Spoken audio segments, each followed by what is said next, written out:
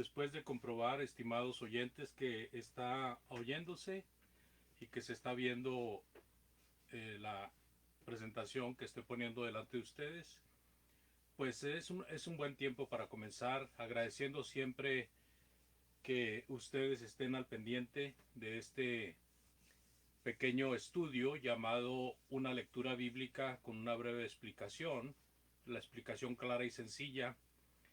Después de algunas semanas de ausencia, debido a estar predicando en otro horario y este mismo día, no teníamos este programa de la lectura bíblica de casi cada jueves.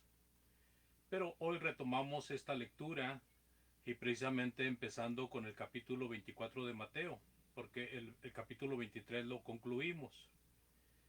Este capítulo 24, amados, es muy interesante.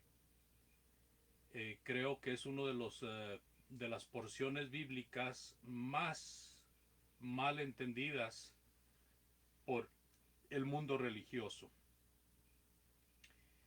Este capítulo 24, para la mayoría de nuestros amigos carismáticos, evangélicos, católicos y muchos otros, para la mayoría de ellos este capítulo 24 se refiere a la segunda venida de Cristo, o sea, al fin del mundo.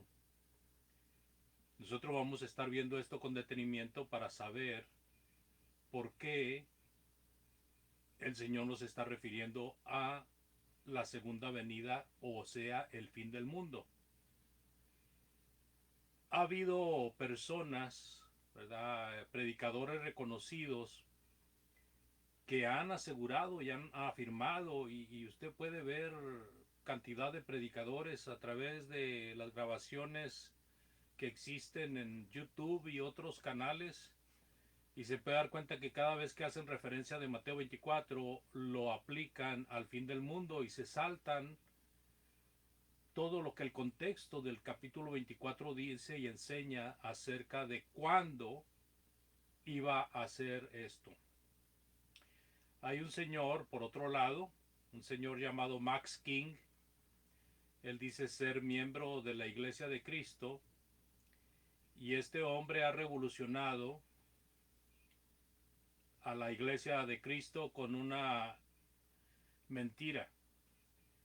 Mientras que la mayoría de nuestros amigos religiosos creen que Mateo 24 se refiere a la segunda venida de Cristo, o sea, al fin del mundo, este señor, Max King, por otro lado, dice que en el año 70 después de Cristo, todo esto se cumplió y vino a ser la resurrección de los muertos, el juicio y todo esto que nosotros entendemos que se refiere al fin del mundo. Por un lado, Mateo 24 no se refiere al fin del mundo, pero por otro lado la Biblia sí habla del fin del mundo. Y este señor Max King encierra todo en el año 70 después de Cristo. Es una doctrina conocida como la escatología realizada, y nuestro hermano Bill Reeves hizo un escrito extenso para refutar esta falsa doctrina, a lo que él llamó la vista preterista, preterist view. Así de que es interesante este capítulo 24, por eso le aconsejo que no lo pierda de vista y que aproveche este momento bíblico, esta lectura bíblica, donde la característica es explicar de la manera más sencilla y más entendible posible. Lo más sencillo, lo más entendible, reconociendo que si el Señor Jesucristo lo dijo para personas como nosotros, que no tenemos una gran educación universitaria, pero sí sabemos leer y escribir un poco, y el Señor Jesucristo nos habla en un lenguaje sencillo. Solamente tenemos nosotros que tomar la actitud de que primeramente está hablando con sus discípulos, primeramente está hablando con los que están ahí. Y cuando nosotros comprendamos qué les dijo, por qué se los dijo, a quiénes se los dijo, cuándo se los dijo, entonces nosotros podemos encontrar una aplicación sencilla para nuestras vidas. Desafortunadamente, amigos, estos dos errores garrafales, el hecho de creer que aquí se refiere al fin del mundo y el otro hecho diciendo que se refiere solamente al año 70 y que ahí quedó todo, estos dos errores garrafales fácilmente se hubieran podido evitar si se considera detenidamente el contexto aplicando las leyes de la interpretación. ¿Quién lo dijo? ¿A quién se lo dijo? ¿Cuándo se lo dijo? ¿Por qué se lo dijo? Cuando nosotros entendemos estas reglas sencillas, porque si usted las empieza a practicar, va a llegar el momento en que las va a ver, cada vez las va a ver más sencillas, pero si nunca las practica, todo el tiempo va a tener complicación con ello. Entonces, este momento, esta lectura bíblica, tiene la finalidad de estar viendo todo el capítulo 24 y los que restan de Mateo, ya que empezamos desde el primer capítulo, ahora vamos a terminar, si Dios lo permite, hasta el último capítulo. Pero todo es así, lo más sencillo y claro posible para un servidor. Claro que si alguien lo lee o lo escucha, pues se puede tener una opinión diferente, pero yo lo estoy haciendo lo más claro y sencillo que puedo. Vamos a empezar pues. Y para empezar, vamos a leer los versículos del 1 al 13. Este capítulo 24 al menos lo vamos a dividir en dos partes. Esta parte 1 va a ser de el versículo 1 hasta el versículo 13. Mateo 24, 1 en adelante dice: cuando Jesús salió del templo y se iba, se acercaron sus discípulos para mostrarle los edificios del templo. Respondiendo, él les dijo: ¿veis todo esto? De cierto les digo que no quedará aquí piedra sobre piedra que no sea derribada. Continuando el versículo 3 hasta el versículo 7, y estando él sentado en el monte de los olivos, los discípulos se le acercaron aparte diciendo: dinos, ¿cuándo serán estas cosas y qué señal habrá de tu venida y del fin del siglo? Respondiendo Jesús les dijo: mirad que nadie os engañe, porque vendrán muchos en mi nombre diciendo yo soy el Cristo, y a muchos engañarán. Y oiréis de guerras y rumores de guerras, mirad que no os turbéis, porque es necesario que todo esto acontezca, pero aún no es el fin. Porque se levantará nación contra nación y reino contra reino, y habrá pestes y hambres y terremotos en diferentes lugares. Del versículo 8 en adelante dice: y todo esto será principio de dolores. Entonces os entregarán a tribulación y os matarán, y seréis aborrecidos de todas las gentes por causa de mi nombre.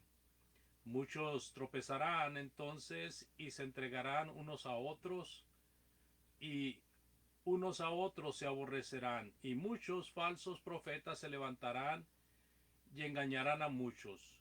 Y por haberse multiplicado la maldad, el amor de muchos se enfriará, mas el que persevere hasta el fin, dice el Señor Jesucristo, este será salvo.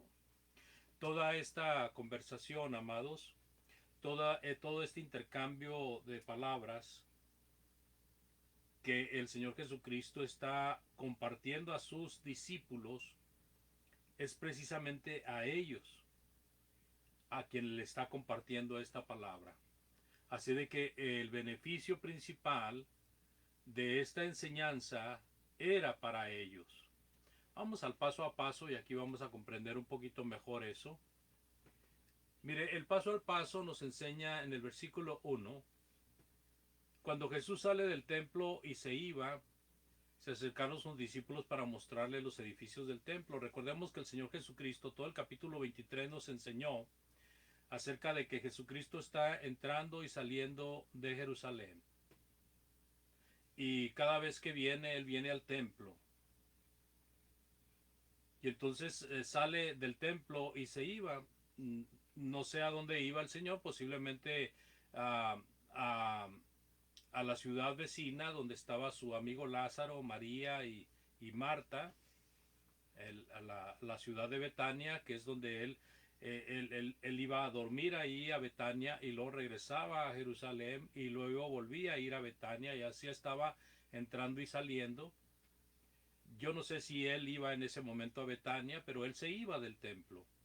Y entonces aprovechan los discípulos que ven el intento del Señor, se acercan a él para mostrarle los edificios del templo. Eso es lo que dice Mateo así de una manera muy, muy general.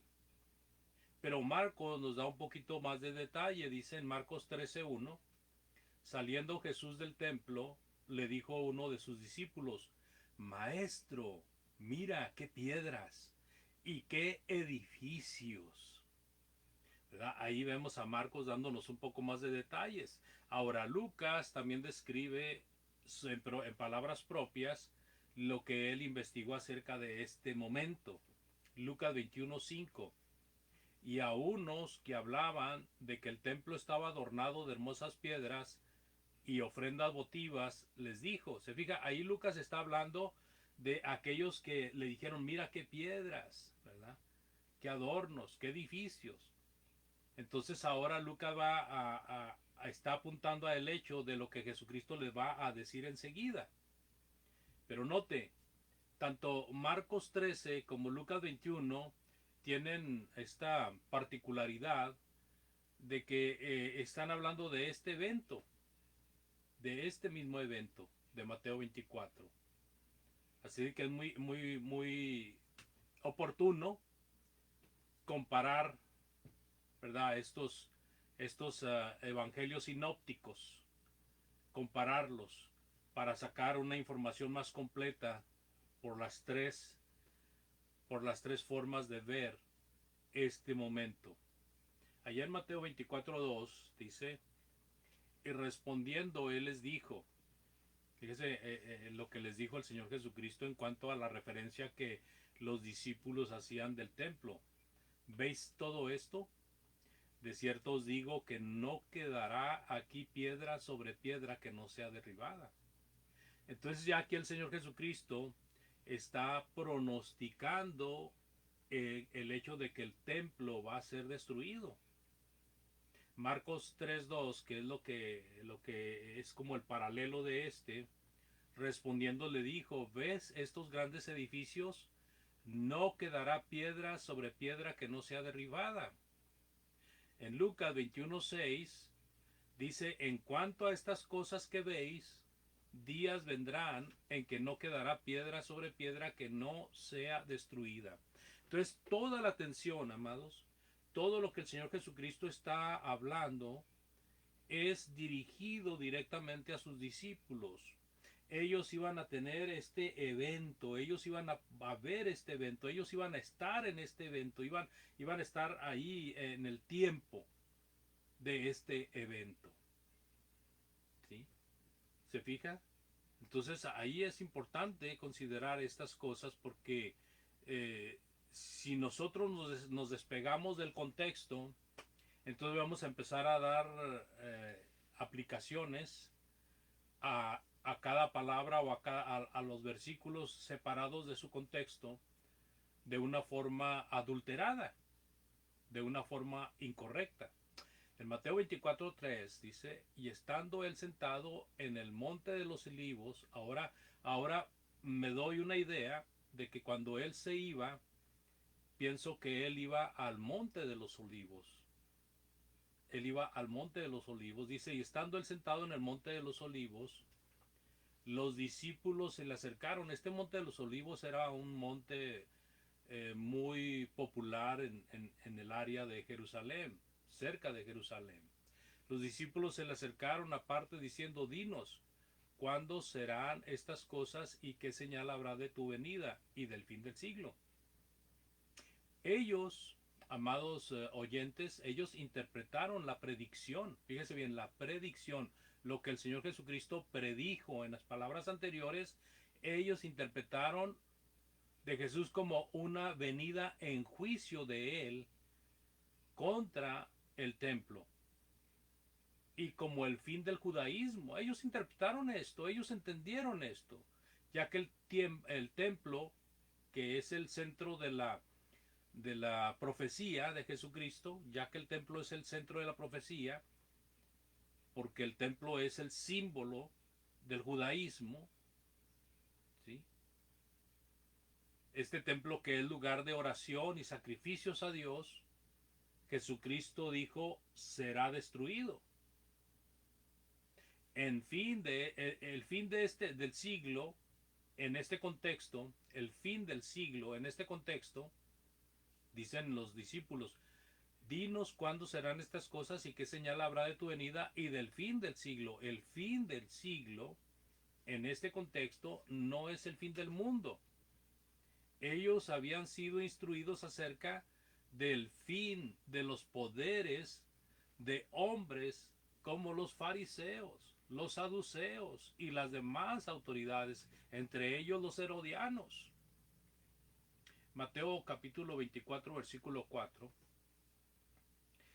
El Señor Jesucristo ahora va a preparar la mente de los discípulos para que esta mente sea fortificada, de manera que cuando vean estas cosas ellos puedan afrontarlas debido al previo conocimiento, debido al previo conocimiento. Mirad que nadie les engañe, porque vendrán muchos en mi nombre, diciendo yo soy el Cristo, y a muchos engañarán. Estas palabras del Señor, amados oyentes, amados amigos y hermanos, están sujetas al entorno de sus discípulos. Ellos podían ser engañados. De entre los judíos iban a salir personas diciendo que ellos eran el Mesías prometido en el Antiguo Testamento por Moisés y los profetas. Ellos iban a engañar a muchos ingenuos. Y estas son unas horas que Jesús está aprovechando porque son horas importantísimas. Ya no le queda mucho tiempo al Señor sobre la tierra. Así de que este momento es muy importante entre el maestro y sus discípulos, y lo que Jesucristo les está enseñando es algo que es muy, muy íntimo de ellos. Él los está preparando, él los está fortaleciendo con enseñanzas previas y dándoles cosas nuevas que ellos quizás no habían oído. Pero a la vez, hablando de este versículo 24, de este versículo 4 y 5, el historiador Flavio Josefo, una persona de ese tiempo que había sido un rebelde y que pues ahora dedicado a la historia, a escribir, relatar la historia, esa persona registró que antes de la destrucción del templo de Jerusalén, salieron muchos haciéndose pasar por el Cristo. Acuérdense que la mayoría de los judíos despreció a Jesús. Entonces todavía ellos seguían esperando a un Mesías, a un Cristo, venido de una manera que ellos se lo habían imaginado y no en la manera en que Jesús vino.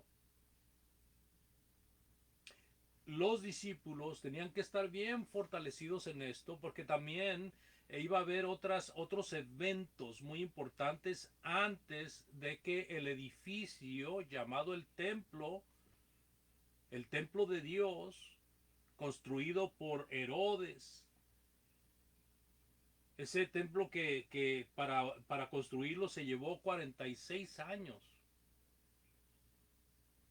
Pero iba a haber eventos que iban a anticipar esta situación. ¿Y qué eran estos eventos? Dice el Señor Jesucristo en el versículo 6. Y oiréis de guerras y rumores de guerras. Mirad que no os turbéis, porque es necesario que todo esto acontezca, pero aún no es el fin. El rumor de guerra y de cosas apocalípticas siempre han causado temor, desasosiego, nerviosismo, psicosis, etcétera.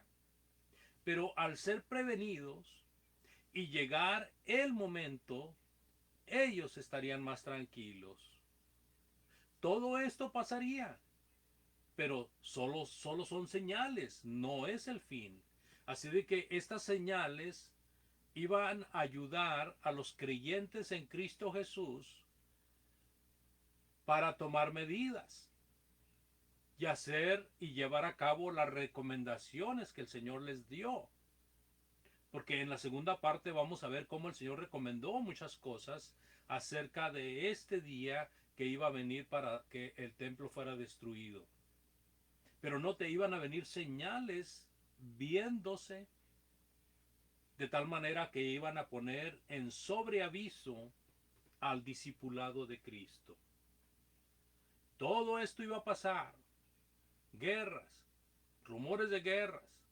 Y dice el versículo 7, se van a levantar nación contra nación, y se va a levantar reino contra reino, y va a haber pestes, y va a haber hambres, y va a haber terremotos en diferentes lugares. Pero no es el fin todavía.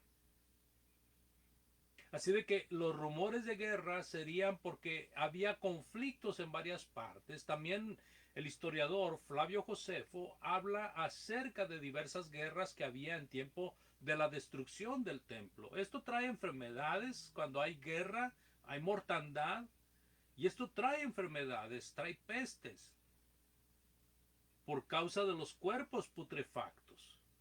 Trae hambre, porque mucha gente está envuelta en las peleas y los campos de producción están descuidados o están destruidos por la guerra. Y dice el versículo 8, y todo esto será principio de dolores. Otra vez, los rumores de guerras y los pleitos entre reinos y naciones traen consigo mucha enfermedad, hambre, sufrimiento por los caídos y el incómodo movimiento de salir de un lugar para buscar otro, poniéndose fuera del alcance de estos conflictos. Terremotos en diferentes lugares. También la historia registra que hubo algunos temblores en tiempo de la destrucción del templo o antes de eso, en ese entorno.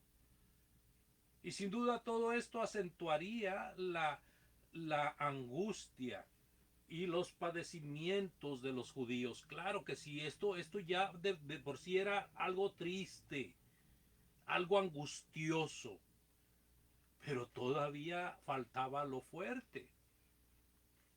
Fíjense en el versículo 9. Entonces, dice el Señor Jesucristo, los van a entregar a tribulación y los matarán y serán aborrecidos de todas las gentes por causa de mi nombre. Esto es lo que el Señor les había dicho. Ahora se los recuerda. Ellos iban a ser llevados ante las autoridades. Mismos familiares los iban a entregar. En Mateo capítulo 10, 16, 22 dice, he aquí yo os envío como abejas en medio de lobos. Sed prudentes como serpientes y sencillos como palomas. Y guardaos de los hombres, porque os entregarán a los concilios y en sus sinagogas os azotarán. Y aún ante gobernadores y reyes serás llevado por causa de mí para testimonio a ellos y a los gentiles.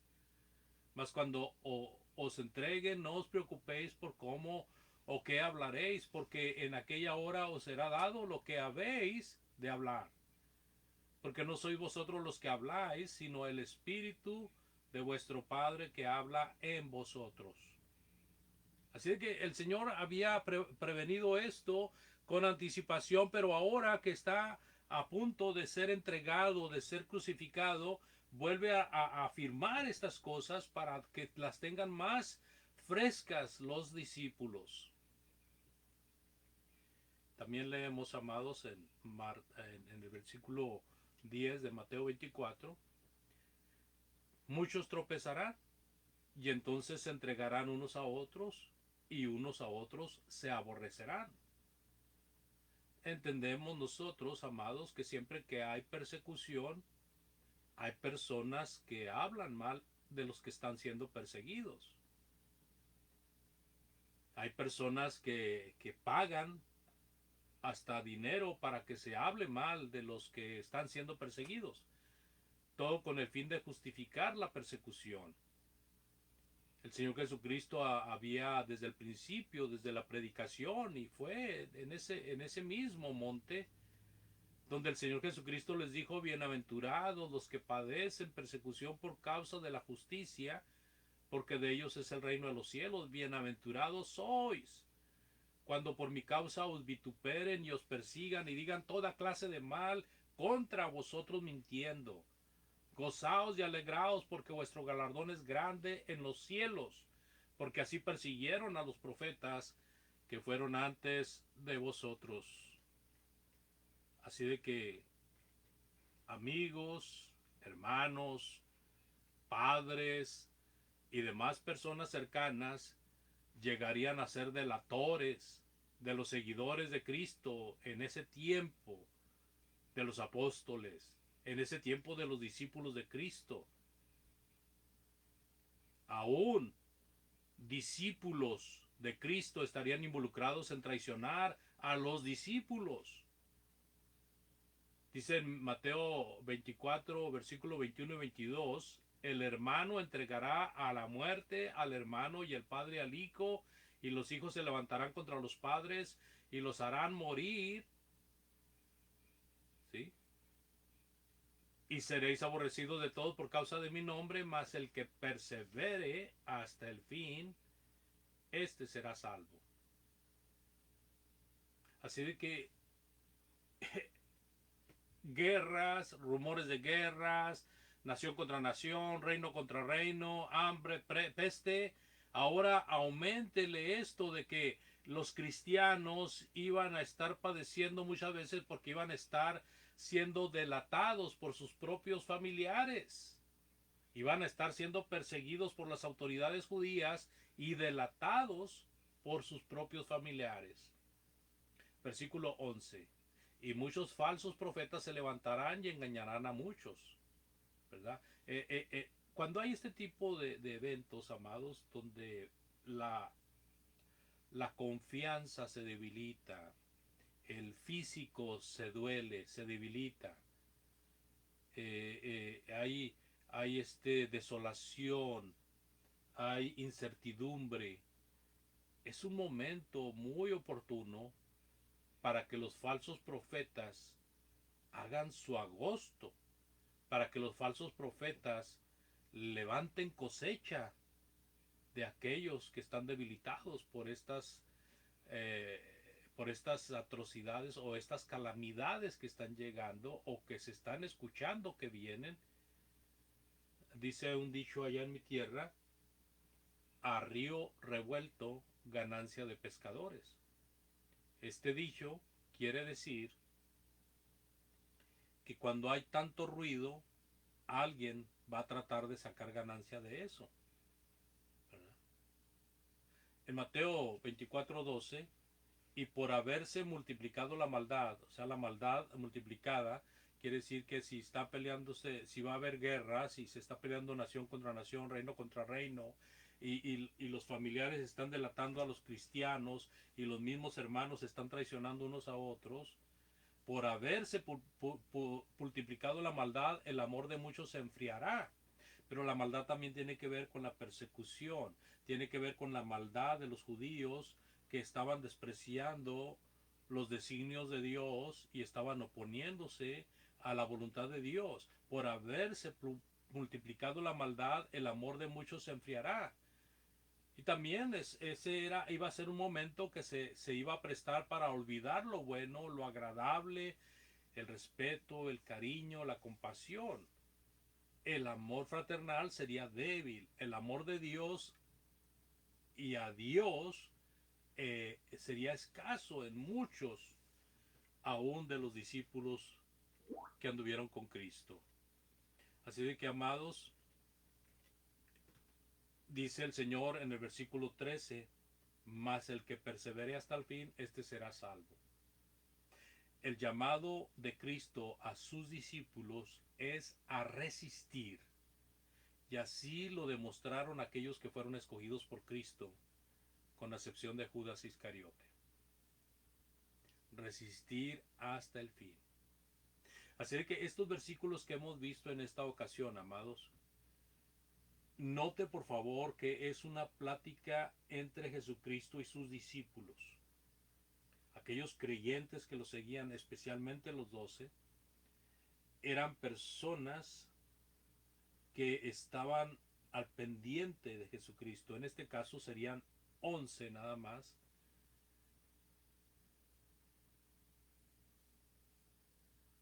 Y la importancia aquí, amados, es que no perdamos ese trasfondo. Jesucristo hablándole a sus discípulos de cosas que ellos mismos iban a ver, sentir, iban a estar en el tiempo en que estas cosas iban a ocurrir. Vamos a concluir con esta primera parte, siempre agradeciendo su atención y pidiéndole que esté al pendiente para la segunda parte, si Dios lo permite, la semana que viene. Más o menos entre las 8:30 o 9 de la noche es cuando estamos a pendientes para hacer esta transmisión. ¿Qué aprendemos de esto? Que lo que vemos es finito. Así como ese templo que era tan costoso, tan bien hecho, tan pesado, buenos arquitectos, mucho dinero se llevó allí de costo, muchas vidas se perdieron. Era un lugar prominente para el judaísmo, era un lugar donde Dios habitó, donde Dios se presentaba ante su gente, donde se ofrecían sacrificios, se ofrecían lecturas, se ofrecían servicios. Finito. Cuando Cristo dice no quedará piedra sobre piedra sin que quede derribada, está diciéndonos esto se va a acabar. Y también aprendemos, hermanos, que en todo momento hay falsos que quieren desviarnos de la verdad. Siempre va a haber doctrina falsa. La doctrina falsa, cuando salió la verdad, inmediatamente salió la falsa verdad. Que no temamos a ruidos de guerras es otra gran enseñanza, que desde siempre ha habido pleitos y luchas de poder. Y esto, amados, no es señal para el fin del mundo. Esto era señal para ese tiempo de los apóstoles, pero no es señal del fin del mundo.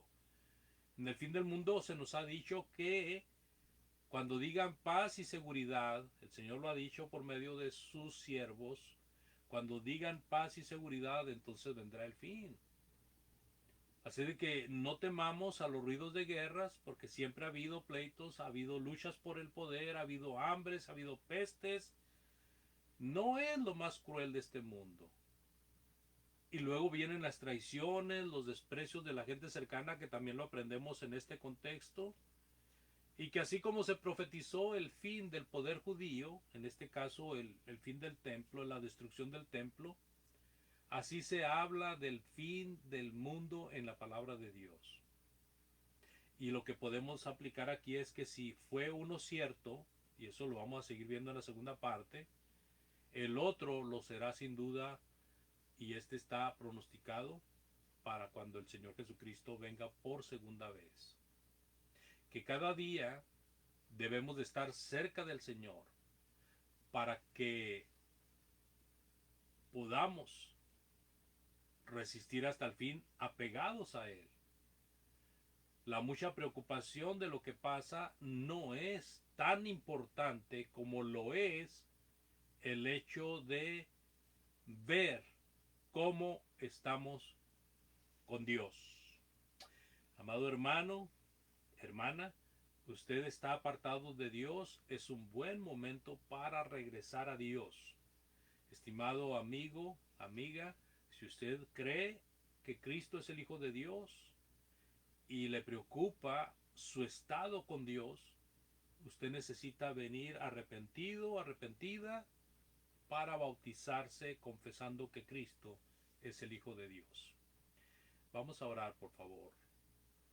Padre eterno y poderoso, agradecemos tu bendita palabra y pedimos que no nos dejes de tu mano, que por favor nos ayudes a llevarla a cabo. Bendice a los predicadores que van por el vasto mundo predicando tu bendita palabra. Bendice a los que la escuchan, Padre eterno. Oramos también por los hermanos enfermos, suplicándote que tú les ayudes en su salud de acuerdo a tu santa voluntad. Bendice también a aquellos que han perdido algún ser querido, Señor.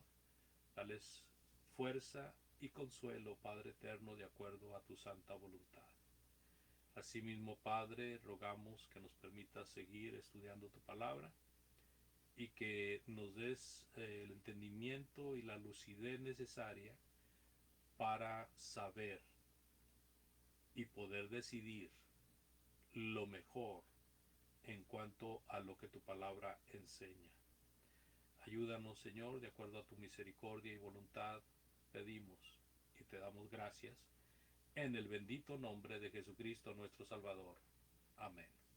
Muchas gracias, estimados, y si Dios lo permite, estaremos aquí viéndonos la siguiente semana, escuchando una lectura bíblica de casi cada jueves. Dios les bendiga y muchas gracias por su atención.